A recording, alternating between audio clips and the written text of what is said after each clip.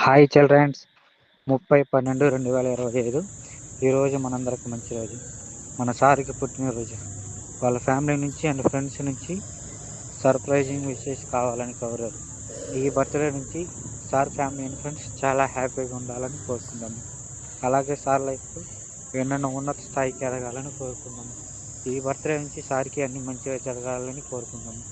అలాగే మనమందరం కలిసి సార్ కోసం, సార్ ఫ్యామిలీ కోసం బర్త్డే విషెస్ తెలుపుదామా చిల్డ్రన్స్.